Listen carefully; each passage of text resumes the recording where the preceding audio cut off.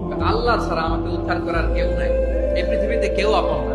প্রিয় ভাই, বিপদে পড়লে বোঝা যায় কেউ আপন না। আপন শুধু একজন মহান সত্তা। তিনি কে? এটা কি আপনারা খেয়াল রাখতে পারবেন? হ্যাঁ, বিপদে আপদে কেউ আমাদের বাঁচাতে পারে না, তরাতে পারে না। ঝগড়া তো হবেই। দাম্পত্য জীবনের মজাটাই তো এখানে। কখনো ঝগড়া, কখনো আনন্দ, একটু বৃষ্টি, একটু রোদ, একটু হাসি, একটু কান্না, ভালো লাগে ভালোবাসা শেয়ার করে নেয়, মিলেমিশে একাকার হয়ে যায়, ঠিক কিনা? কত সুন্দর আমাদের ধর্ম। How lucky we are. আমরা কত ভাগ্যবান যে আল্লাহ তাআলা এই ধর্ম আমাদেরকে দিয়েছেন। এমন বিধান আমাদের জন্য প্রেসক্রাইব করেছেন যেগুলো মানলে আমাদের সমাজটা একটা জান্নাতের বাগান হয়ে যাবে। ইসলাম কি উৎসাহিত করে জানেন? অন্যের দোষ দেখলে এটাকে গোপন রাখতে উৎসাহিত করে। মান সাতারা আইবান সাতারাহুল্লাহু ইয়াউমাল কিয়ামা। কেউ যদি তার ভাইয়ের দোষ গোপন রাখে, কিয়ামতের দিন আল্লাহ তার দোষ গোপন রাখবে। ওমান কাশাফা আওরাতা আখি, বিষ্ণু বলেন, কিন্তু কেউ যদি তার ভাইয়ের কোনো গোপন জিনিস প্রকাশ করে দেয়, কাশাফাল্লাহ। একটা সময় আসবে মানুষ যেদিন কিয়ামতকে চাক্ষুষ দেখবে, সেদিন সবকিছুর চাক্ষুষ প্রমাণ হয়ে যাবে। সেদিনটা আসবে যখন মানুষ দেখবে, তখন সবকিছু তার কাছে ফকফকা হয়ে যাবে, পরিষ্কার। এটা আমরা বলেছি সূরা ইয়াসিনের 51 এবং 52 নম্বর আয়াতে, যে ওয়ানুফিখা ফিস-সূর, যখন ইসরাফিল সিংহায় ফুৎকার দিবে, ফাইদাহুম মিনাল আজাব। ঠোঁট কালো দেখলে আমরা আন্দাজে বলি লোকটা মনে হয় সিগারেট খায়। আছে না নাই?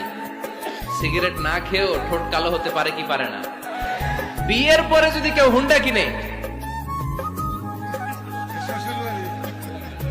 বিয়ের পরে যদি হুন্ডা কিনে, কিসের হুন্ডা?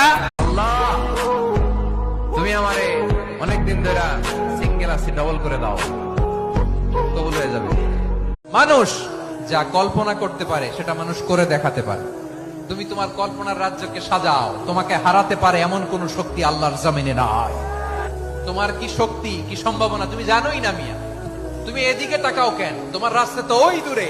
তুমি কোথায় যাবা? আল্লাহ তোমার টেনে কোথায়। কাউকে কিছু বলার আগে 3 বার নিজেরটা ভাববেন যে নিজে কি করেন। ওয়ালা তালমিজান, অন্যের বদনাম করো না, প্রকাশ্যে অন্যের দোষ খোঁজো না। সবচেয়ে বুদ্ধিমান সে যে নিজের দোষ খোঁজে।